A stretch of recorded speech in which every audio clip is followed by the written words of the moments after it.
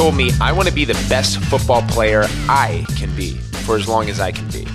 It wasn't I want to be the best football player ever. It was the best football player I can be. And how does he plan on doing this?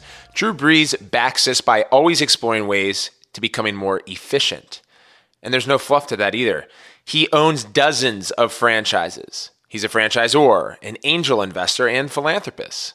I mean, we're talking about one of the greatest quarterbacks of all time, a certain Hall of Famer. And where that's not enough, off the field, Drew Brees Enterprises is a 9-figure business. He's grounded.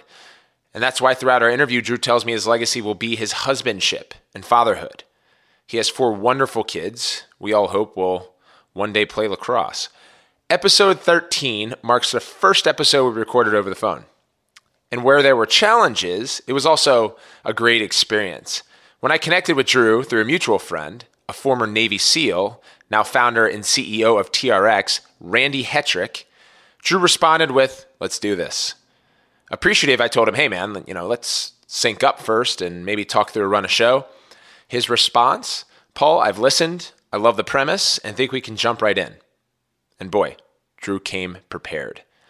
Welcome to Suiting Up Podcast, where I interview athletes, media executives, team owners, and other key stakeholders about the duality of the modern professional athlete, their startup investing appetite, other investments, newcos, social media influencing, creative marketing, digital strategy. Today's athlete, whether active or retired, and in Drew's case, he's active, is continuously redefining what it means to be a professional on and off the field.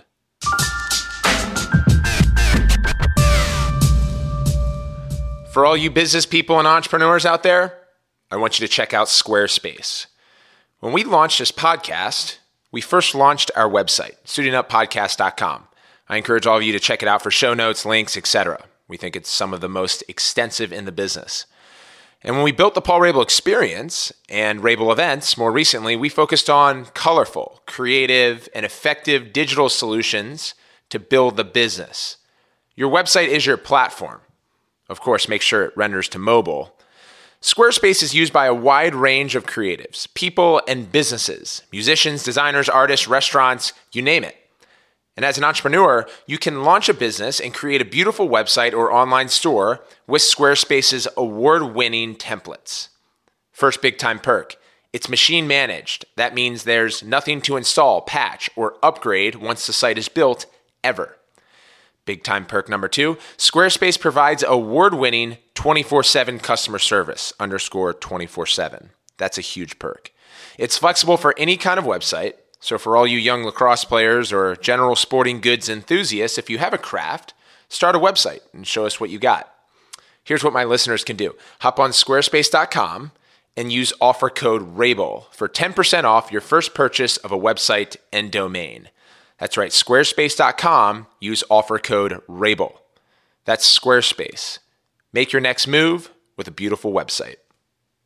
If you're a loyal Suiting Up podcast listener, last week you heard about my YouTube audience commenting #FearTheBeard on my videos. Well, right now I'm contemplating potentially shaving it in its entirety. It's really hot this August. But whether I continue to trim or entirely shave it, the biggest thing to happen to Barbasol since shaving cream is also the only thing to happen to Barbasol since shaving cream.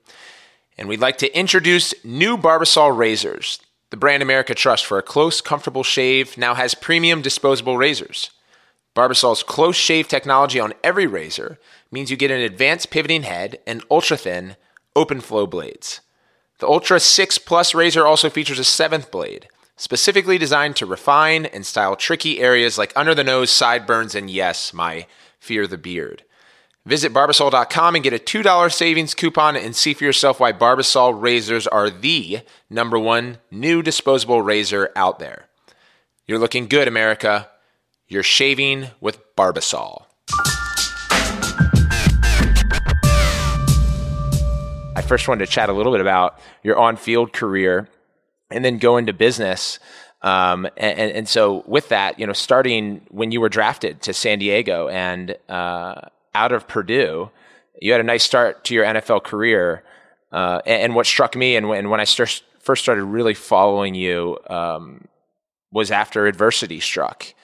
and that came at the end of your 2015 or your 2005 season when you tore your labrum, which would be the equivalent for a pitcher having Tommy John surgery, and it was in your throwing shoulder. So subsequent reports also showed rotator cuff damage. And for you, from a sports psychology standpoint, did you think it was over at the time, and how did you approach that? Yeah, that was at the time, that was one of the toughest things I've ever had to deal with. Because you got to understand the circumstances too. So this was the last game of the 2005 season. So it was my 5th season in the NFL. I had played out my rookie contract with the Chargers, and then they had franchised me in 2005. But they had drafted Phillip Rivers with the 4th pick of the draft after the 2003 season. So really, my first 3 seasons in the NFL were pretty up and down. I was benched 3 times during my second season as a starter, which was 2003. And coming on the heels of that season, I think there were some people in the building that felt like, I was not the quarterback for the future, and they needed to go out and draft that guy. And so they drafted Phillip. So Phillip and I had competed for the job in 2004, and I won the job. And I started, and we went 12-4. We won the division. We made the playoffs. I made my first Pro Bowl, and just had one of those great seasons and kind of breakout seasons, I guess.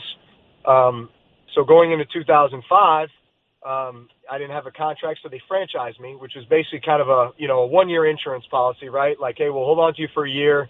Let's see you do it again.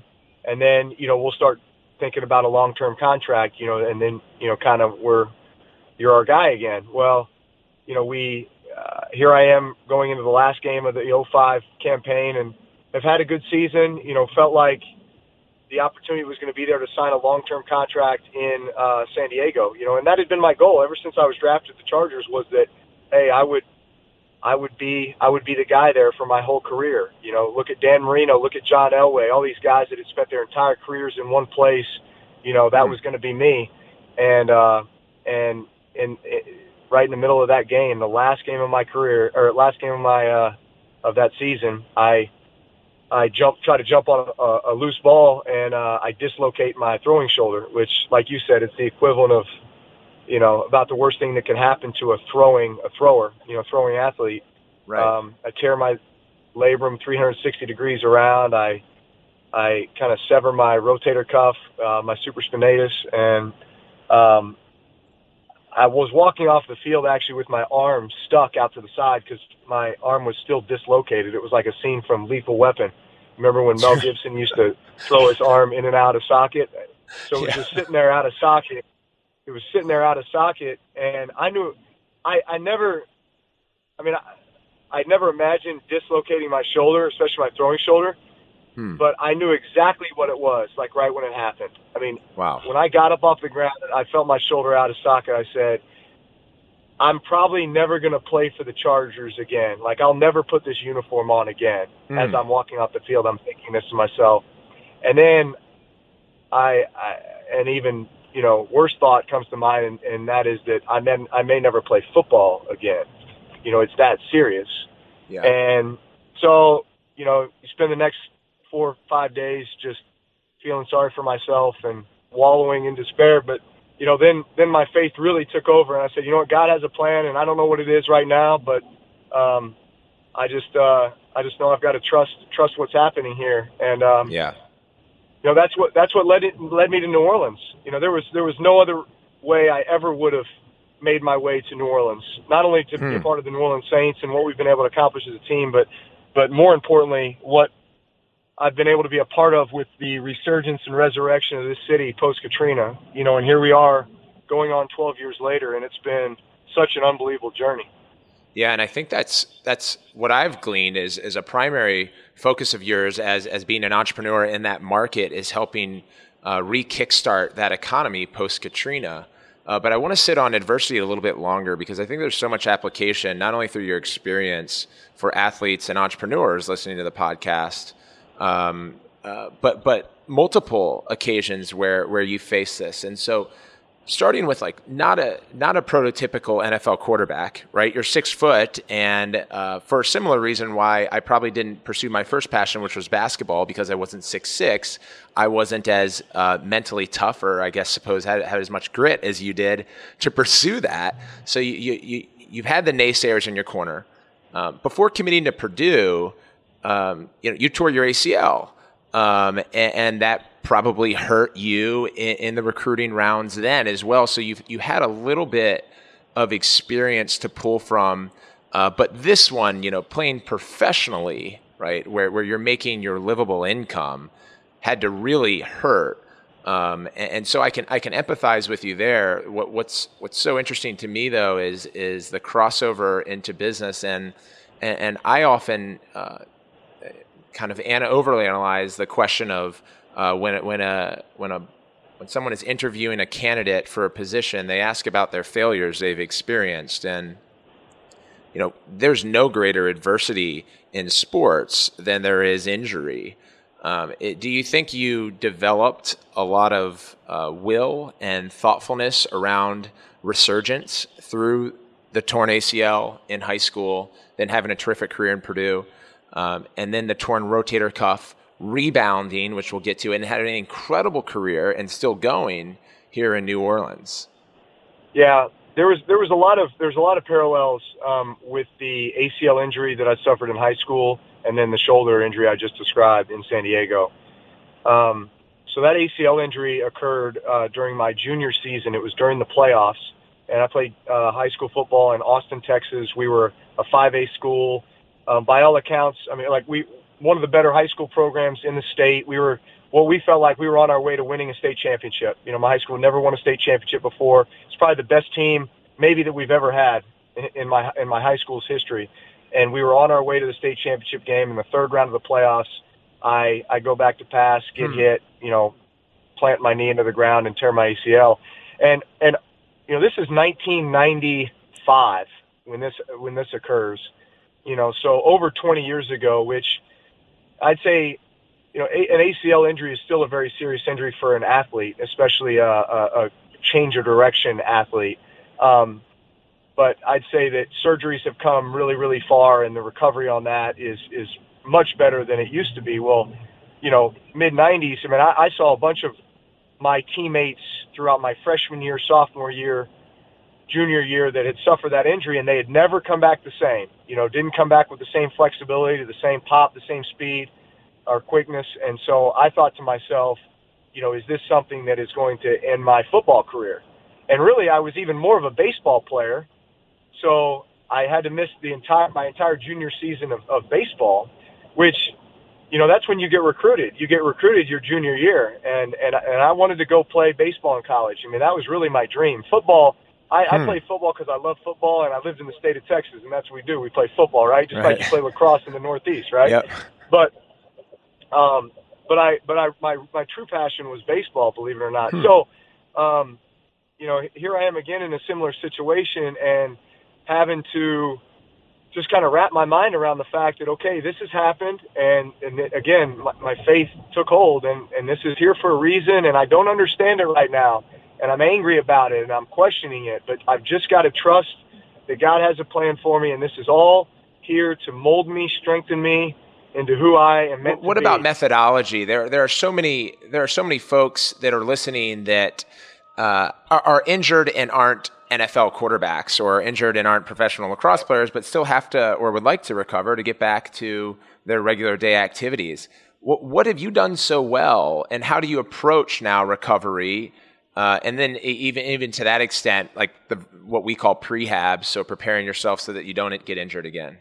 Okay, well, I'll use those injuries as an example. So, when I tore my ACL, I was 170 pounds, and after my 6-month rehab protocol, I worked out, I lifted weights, I did exercises that I had never done before.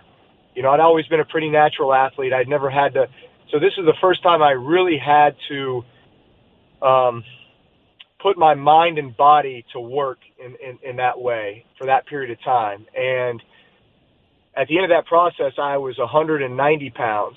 and I was much stronger, not just physically but mentally, having had to do that. And I also learned, oh wow, these are things that I can continue to do to continue to, refine my ability and my strengths. And it was the same thing with my shoulder. I still do my shoulder rehab protocol now that I did back when I was trying to, just be able to throw again 12 years ago, after that injury. So I found that these were all learning situations for me. I learned things through those that I still apply to what I do today. And had I not gone through those things, I wouldn't have learned them any other way. So I think that's always been my approach with just about everything, especially any type of adversity is, if this adversity is an opportunity, it's an opportunity for me to be exposed to something, to learn something new that I never would have had the opportunity to learn otherwise. Yeah, and then after the recovery, 9 trips to the Pro Bowl, took the franchise to their first Super Bowl. You've led all NFL quarterbacks in touchdowns, passing yards, 300-yard games. I also pulled a stat. You've passed for over 5,000 yards in a season 5 times, and no other NFL quarterback has done that more than once. So not only recovering, but coming back better than you were. And a lot of times the mentality is, well, I hope to come back to the same place where I was pre-injury. You came back better, and that's really impressive. And I think traditionally athletes spend most of their time solely dedicated to training and rehab. And I guess when you are recovering, your daily schedule heavily tilts toward making sure you're right. But right now, while you are right, you're involved in a lot of branding, business, philanthropy. We had talked to you. First thing you said when you hopped on is you got a ton of irons in the fire. And so how are you managing your time? It's the balance of life, right? I mean, it's one of the biggest challenges, especially since I'm a husband and father of 4 kids as well. I got 3 boys, ages 8, 6, and 4, and then a little girl who's 2.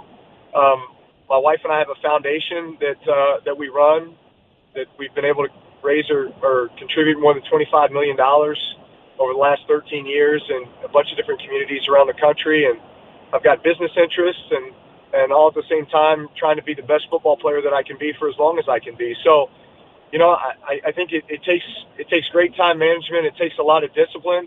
I think I'm always figuring things out, better ways to manage my time and ways to become more efficient and maybe how to delegate. And, I think at the end of the day, it takes a great team, and I feel like I got a great team in place with, obviously the support system that I have at home with my wife. My wife knows that when I go to work to the Saints facility that, hey, I need to be gone as long as I have to be in order to, prepare myself as best as I can to go out and play well on Sundays. And, she explains that to the kids whenever they're upset when dad's got to go to work, and yet it also motivates and inspires me more than anything, when I do go to work, and that is I need to be as productive as possible while I'm here, because I know that I need to walk out the door by, 7 o'clock in the evening in order to get home in time to read my kids a book before they go to bed, because I want to be the last person they see before they go to bed, and I want to have that time with them.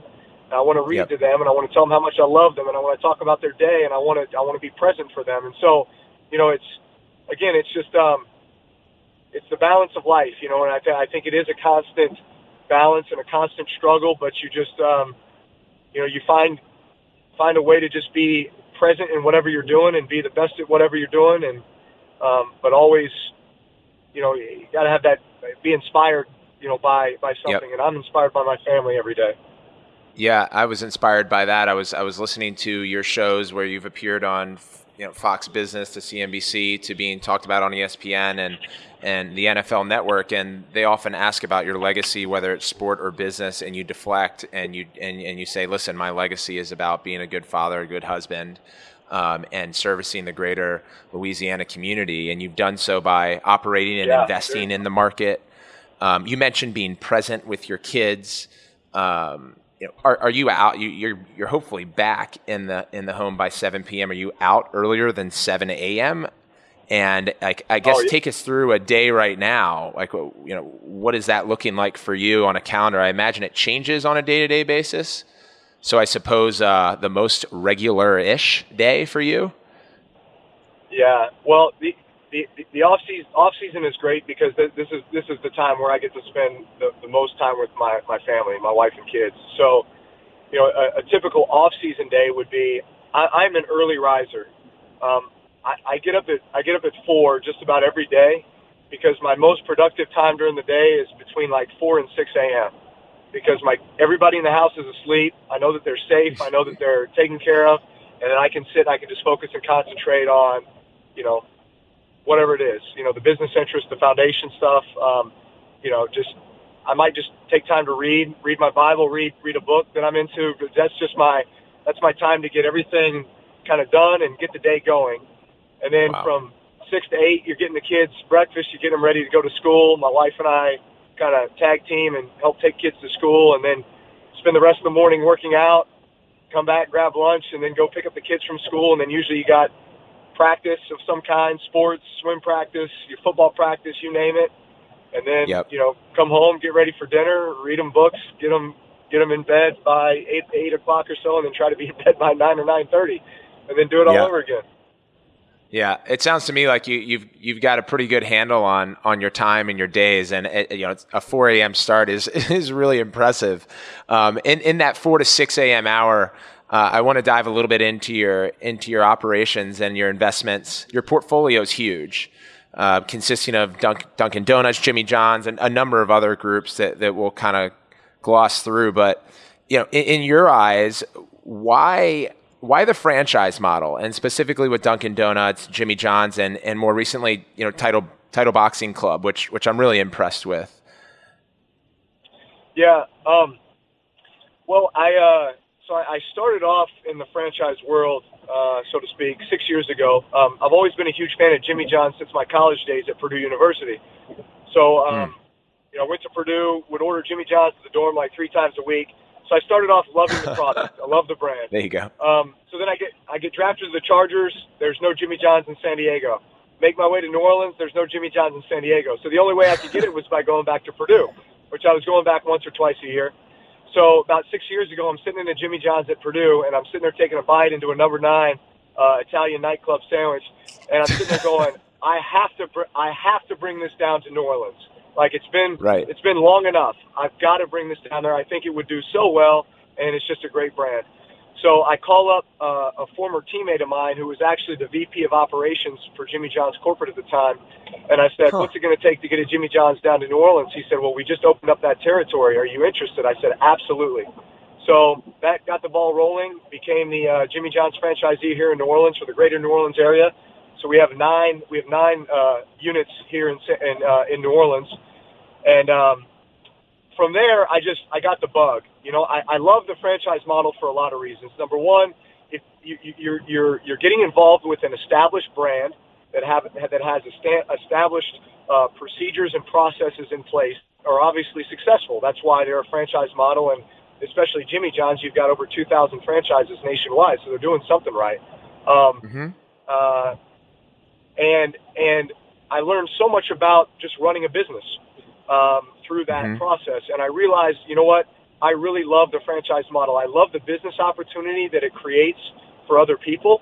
You know, I think there's a lot of people out there that want the independence of owning their own business, but they don't necessarily have the idea or the ability to really go out and execute just, you know, what would be like a startup business, you know. So it makes so much sense to be able to take an established model and just, you know, plug that into a community that has all the right metrics or all the right demographics or whatever it is that is that franchise, and then that becomes your business, and they can be very successful, you know. But it does take a lot of work, and it takes a lot of time and effort and really understanding the brand and then how to go out and operate it and execute. So that got me then involved with Walk-On's Bistro and Bar, which is I would really call it like a family sports bar, like a family grill. That started in Baton Rouge, Louisiana, back in 2003, and I joined the team 3 years ago on the franchisor side. So I'm actually by former LSU basketball walk-ons, right? That's exactly right. Hence the name Walk-Ons. Brandon Landry. I love that. So we when I joined 3 years ago, we had 4 corporate stores, and we had just signed on our first franchise. Now we've got 8 franchises open. We're going to open up probably 6 or 7 more in 2017, and we are going to open up about 7 to 10 a year, probably in perpetuity. So we're gonna it's been an unbelievable journey here over the last 3 years with Walk-Ons, because it's such an exciting brand. I think it has something to offer to everybody. It's very family friendly. Our demographics within our units are 50-50 male female, which is pretty unheard of for a sports bar concept. That's great terrific. For a girls' night out, guys' night out, family friendly. I mean, it's really a family experience, and so that's what we're selling with Walk-Ons, and the food is second to none. It's a taste of Americana, but it's got the Louisiana Cajun cuisine as well, which everybody loves. So we're expanding to the Southeast right now, but that'll be a national brand before you know it. I can promise you that. Dunkin Donuts was a unique opportunity. I'm on the franchisee side of that. We had an existing Dunkin Donuts franchisee that came into Louisiana and wanted to build out the state, and he approached us about joining the team, and so studied up on the Dunkin Donuts brand, felt like that was a great opportunity. So we've got Drew, that was Vic Patel, right? Yeah, Vic Patel, exactly. So we've got and when you say he approaches us, is that you and your team? I've got a team in place that obviously, depending on the venture or what have you, we'll dive into it further and see if it's the right fit. Interesting. And so felt like that was a great opportunity. Obviously, Dunkin is a very established brand in the Northeast, and trying to expand down here into the Southeast, which we felt like was a great opportunity for Louisiana. So we're signed on to do 70 stores in Louisiana. We're going to build 3 in New Orleans here this year, and then we'll see how it goes after that. But excited about that. And then Title Boxing was really unique. I think it's a natural transition for a lot of athletes to go into the fitness world when they're done playing sports. It's what they know, it's what they've done their whole life. So I think that's why you see a lot of athletes, whether it's, they open up their own workout facility, or they choose to franchise another workout facility, or, I know former athletes that are involved in Orange Theory and D1 and, Soul Cycle and, all these other brands. And yet, what really attracted me, and again, I'm on the franchisor side of Title Boxing.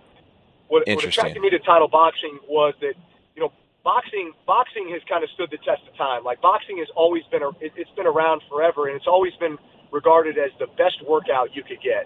And the life-changing stories that I've seen since I've been a part of Title Boxing in regards to how it's completely transformed people's bodies, the way people have gained confidence, self-esteem, the way they've completely changed their outlook on life and their health due to those workouts is really inspired me. I'd say the leadership team in place with Title Boxing, our CEO, John Rachi, who has served as president of the International Franchising Association. David Barr is another one of our partners with that. Doc Cohen, Shelly's son. We've got an unbelievable leadership team in place, an ownership team with Title Boxing that we've changed our model a little bit to be a smaller box, more intimate environment. Typically they've been huge boxes that can only really fit in suburban areas. Now we're in downtown areas.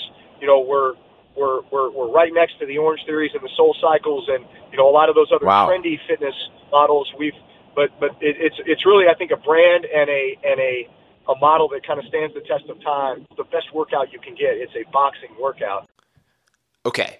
This feels like a good time to take a break from our chat with Drew to talk about Skillshare. Are you a professional looking to get a leg up at work? Or maybe you're someone who loves learning new things. I also don't think these are mutually exclusive and would flag Drew Brees possessing both in his repertoire as a future Hall of Fame quarterback and multiple-time entrepreneur. I've been a Skillshare member for 3 years. In fact, when I onboarded Andrew, Neil, Mick, and our interns, they get access to our Rabil company's profile and videos. Skillshare is an online learning community with over 16,000 classes in design, business, and more. Starting a company from scratch is just as challenging as it is fulfilling, but requires a vast skill set. And understanding the fundamentals of legal, corporate structuring, management, sales, marketing, compliance, that list goes on.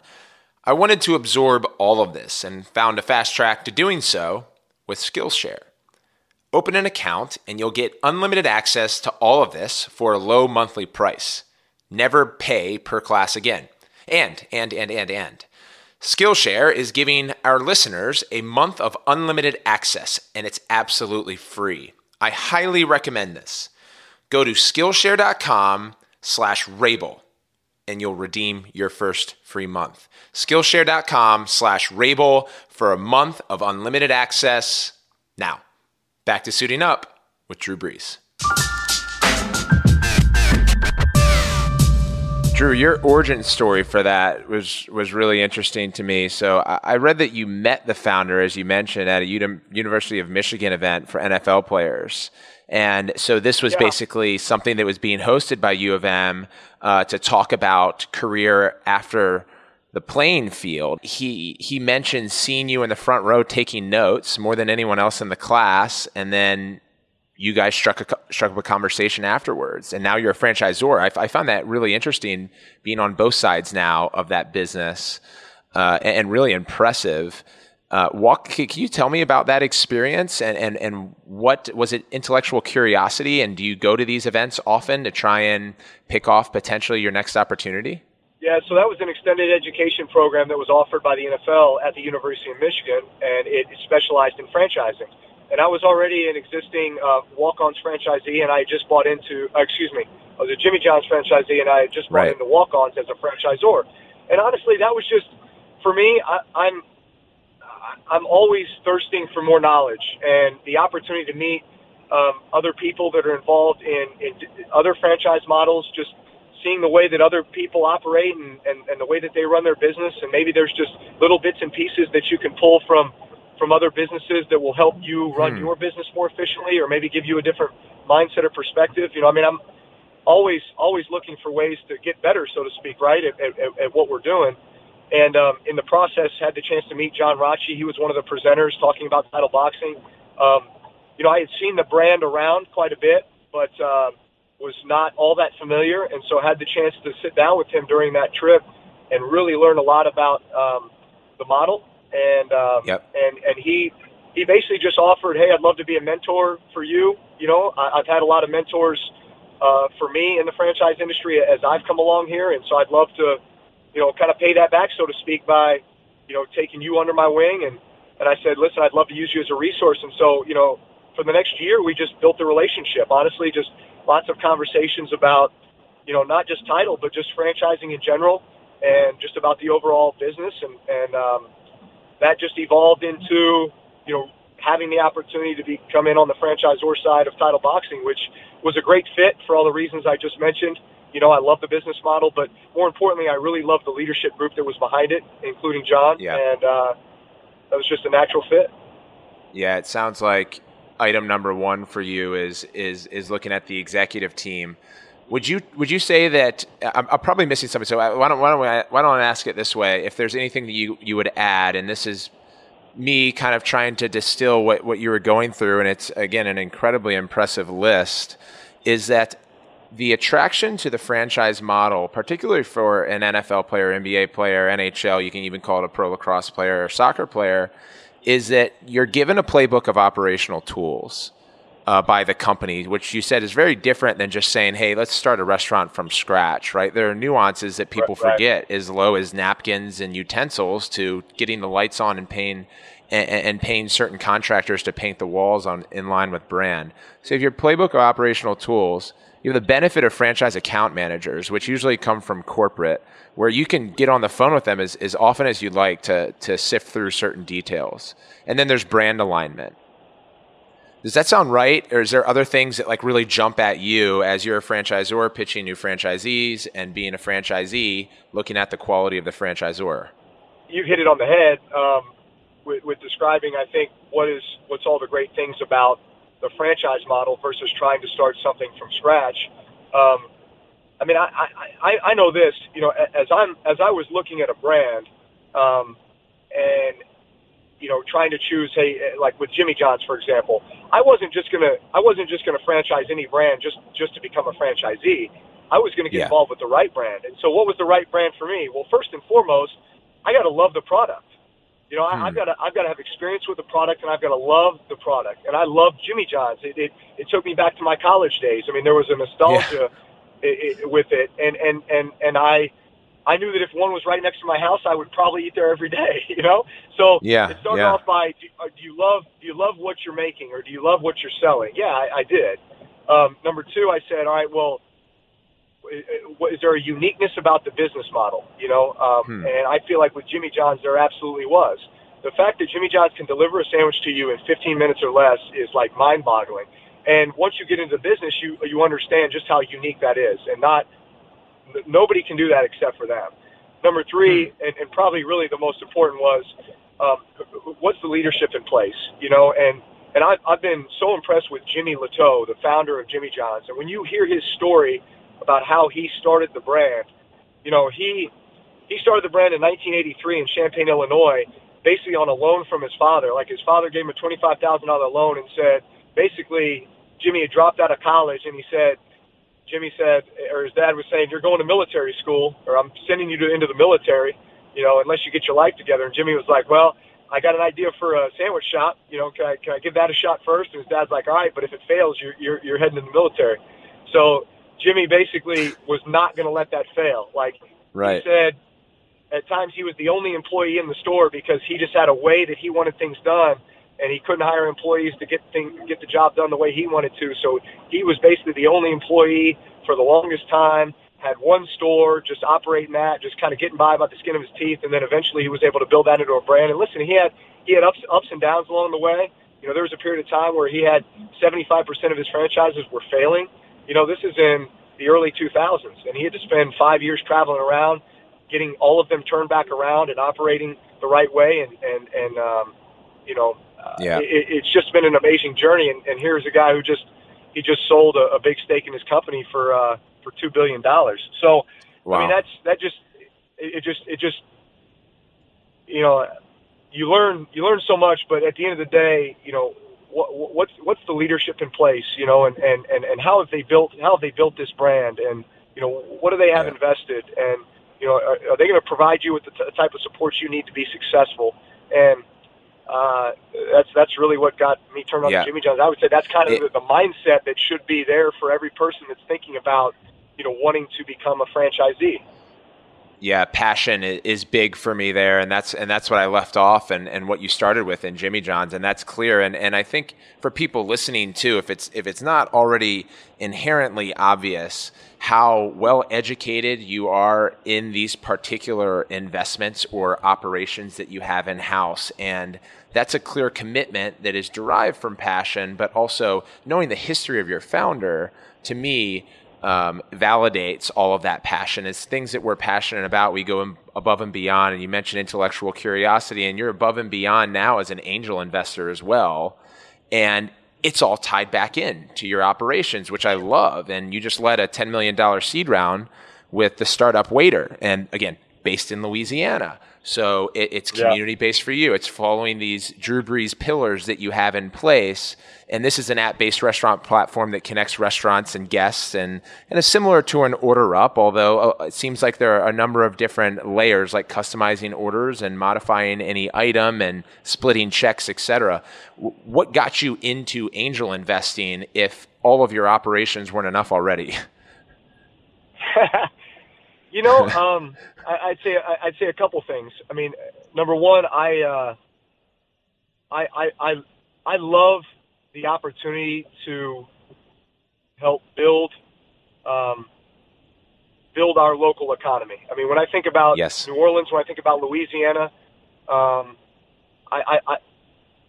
love to support our community in that way. And I feel like that's what we've been able to do with just about every one of our ventures. You know, Jimmy John's, we are employing at times, you know, 30 employees per store. You know, so think about the jobs that we're creating with our business. Walk-ons the same way.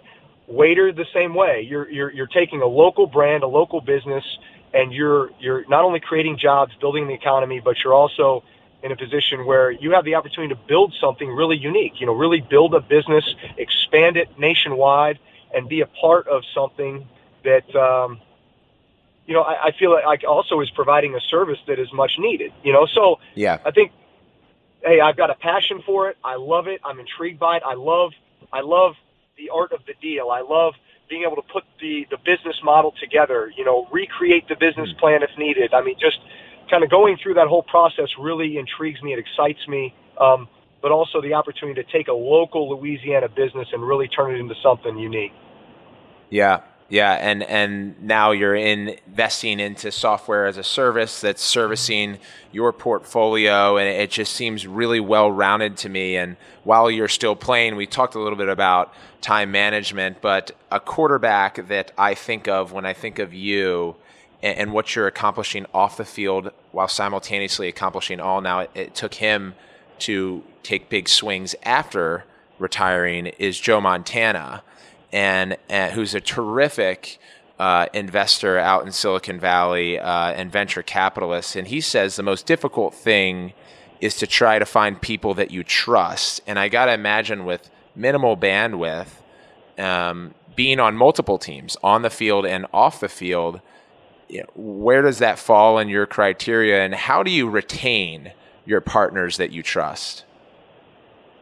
Yeah, that's the toughest part, because obviously I only have so much time. The business side is not my full-time job. I mean, I am football player, family man. I mean, that's where a majority of my time goes, at this point. And so it's you really do have to have people that you trust that can help vet things for you, that can help keep an eye on things for you, that you are able to delegate things to and know that they're going to get done, and also that you can build things with. I mean, that's part of the fun of this, is that you're having a chance to do it with people that you trust, that you care about, that have the same interests and passions that you do.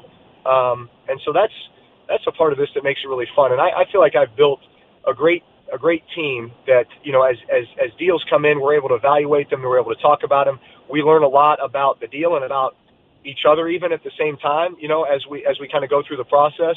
But yeah, at the end of the day, when I can't keep my eye on it, necessarily, or when I can't be the one to be hands-on there, I have partners, I have, right, people that I really trust that are doing it, with me. And I know you're being humble, and I can really appreciate that. It's the sign of a really good leader. I think it's obviously there's an interesting parallel between quarterbacking a team and leading that team and what you're doing now with your team off the field. I would actually say that time for someone like you, and available time, is less important than the energy that you put forth. And it's clear to me, even on this podcast here through conversation, your energy is abundant, and that means your output is going to be stronger per the average person time spent. I have a question for the operators that are listening to the show. Given that you've invested in startups and you're a franchisor, you've probably sat in on a number of pitches, or even on the field, if your team is looking at acquiring new talent like an Adrian Peterson. What are some things that you look at as someone who could be a good business partner or teammate for Drew Brees? Oh man, great question. Again, I would say this: I have invested in companies along the way where, I kind of knew in my heart, I think the business model is good. Yeah, I mean, I have some doubt based upon certain things. I think it's maybe 50-50 or even more of a long shot that this succeeds. And yet I'm sitting here staring at the founder, and I can see the fire in their eyes. I can see the passion in their heart. I know that they would rather die than see this business fail, and at that point, wow, man, I'm going with the jockey. You know what I'm saying? yeah, I trust this person based upon their heart and their passion for what they're doing. If this does fail, it's not going to be because of a lack of effort or because of a lack of want to. It's just going to be because, hey, it just didn't work out, But yeah. So I've done that. I've done that, on a few occasions where it's it's maybe a bigger risk because of it, but man, there's just something about this person, and I believe in them. So that's first and foremost. Because I would say on the flip side, you can take some of the best ideas, and yet if you can't execute them because the person in charge is not, doesn't have that fire or passion or in their gut, then it's not going to be successful anyway. Is that kind of figured out through experience? I mean, that's an invaluable gut that you have in being able to determine fire. And I mentioned Chris Sacca. He often tells that story of investing in Uber at an early stage level because of Travis Kalanick, and his reputation wavers from time to time now, but just an unbelievable competitor, and that's why he decided to take on that risk. Have you developed that sensibility around your peers from playing quarterback and from being a part of a number of franchises that you've probably seen do really well and maybe not so well?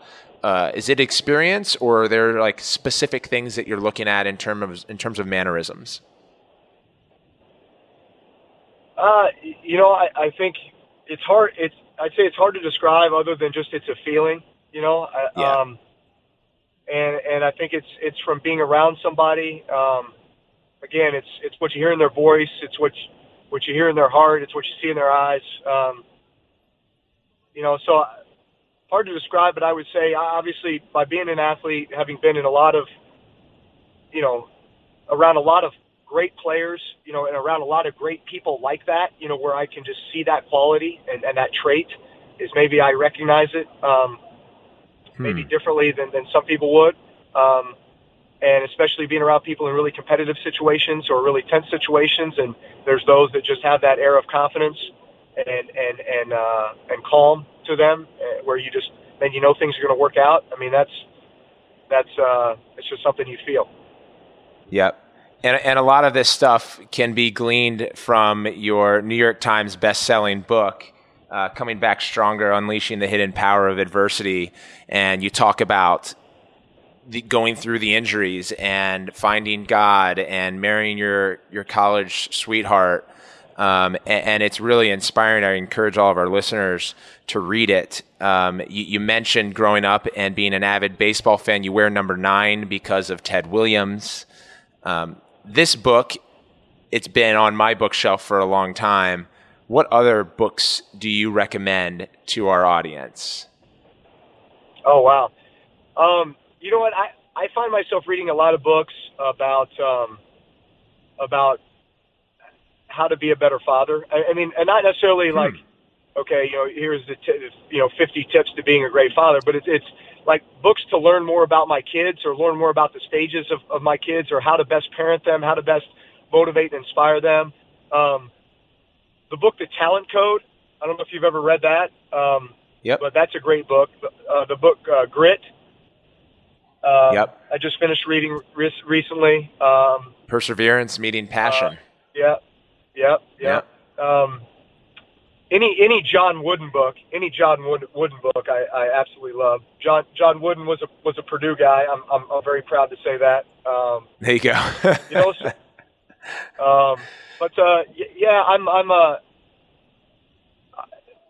So books on leadership, books on just better understanding how I want to father my children. How I want to parent them, how I want to teach them, motivate them, inspire them. Those are the type of books I read. To all of our youngsters out there who may be outsized but driven to succeed, what is some of the best advice that you could give them? This is some of the best advice I ever got, and that was don't ever let anybody tell you that you can't achieve something you're willing to work for. There's so many stories about kids with talent who never made it anywhere because they didn't have that fire or passion in their hearts, and then there's plenty more stories about the kids that were told that they would never amount to anything because they weren't big enough, strong enough, fast enough, whatever, and yet they just had that fire, passion, grit that they just said, you know what, I'm never going to give up, and I'm always going to work for it, and I know that as long as I do things the right way, good things are going to happen, and I'm going to worry about the things I can control, and those are the stories that I love, and I feel like those are the things that have had the biggest influence on me, and so that would be my advice, man. Don't ever let anybody tell you you can't accomplish something you're willing to work for. Wow, that's really great. Preseason's kicking off. Your family you're attending to, your businesses, and your foundation. I just wanted to thank you for taking the time out for this podcast and our audience. God bless, my man, and good luck this season, Drew. All right. Thanks, Paul. If you enjoyed Drew and my conversation, be sure to let us know. And you can join his 3 million plus Twitter followers by following him at Drew Brees, which I suspect you're probably already one of them, given the size of that audience. Big takeaway for me from this show: have a great team that surrounds you. And Drew notes that includes his family, friends, teammates, business partners, and advisors. Continue the conversation with me on social media. You can follow me across all platforms. That's at Paul Rabil. And be the first to listen to future episodes, as well as catch up on previous episodes, including my one-on-one conversation with New England Patriots head coach Bill Belichick, Team USA women's soccer captain Julie Foudy, and NBA star Jeremy Lin, just to name a few. You can find all of these episodes and more on Apple Podcasts, Google Play, TuneIn, Spotify, Stitcher, or wherever you listen to your pods. Shout out to our show sponsors today. There are a few of them: Barbasol, Skillshare, and Squarespace. Thank you to them, and be sure to support them the way you so have graciously supported me and this show. I'm looking forward to next week.